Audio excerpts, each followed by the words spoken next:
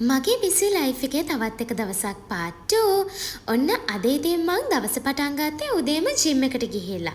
මොකද අද දවසේ හවස් වරුවේ පොඩි වැඩ වගේක් තිබ්බ නිසා මං හිතුවා අද උදේම ජිම් එකට යන්න ඕනේ කියලා.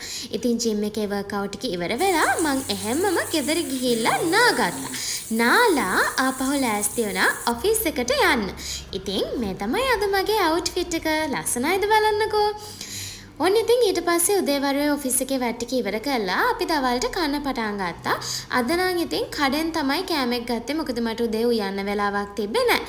අද බත් එකේ තිබුණ ඇඹරැල්ලා කියන්නේ මං ආසම කෑමක්. ඒ වගේම මං පුරුදු වෙලා ඉන්නවා බත් එක ඔක්කොම කාලා ඉවර වෙලා ඇඹරැල්ලා ටික නිකන් කන්න.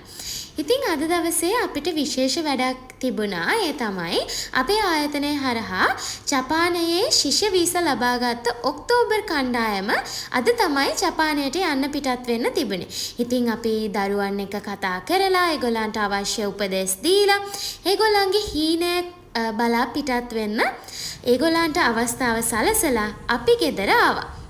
ඉතින් ගෙදර ඇවිල්ලා මං මේ විදිහට තේකකුත් හදාගෙන බැල්කනි එකට ඇවිල්ලා පොඩි හුරම් පාරක් වදින ගමන් කුරුල්ලෝ කෑ ගහන සද්දේ අහගෙන පොඩක් වටපිටාවේ ඕපදූපක් බලන ගමන් මගේ තේක බිව්වා.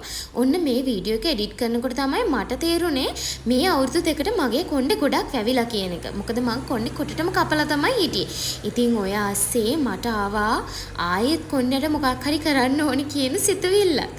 ඉතින් ඒ විදිහට හවස් වරුව ගෙවිලා ගිහිල්ලා ඔන්න ඩිනර් ටයිම් එක ආවා. අද නම් මං හරිම සරල කෑම වේලක් තමයි ඩිනර් එකට හදාගත්තේ. බාස්මති හාලේ බත්, පොල් සම්බෝල එක, බිත්තර බුල්ෂයි. ඉතින් ඔහොම තමයි අද මගේ බිසි ලයිෆ් එකේ දවසක් ගෙවුනේ. තවත් ලස්සන දවසකින් එහෙනම් ආයෙත් වීඩියෝ එකක් අරන් එන්නම්. එතකම් බයි.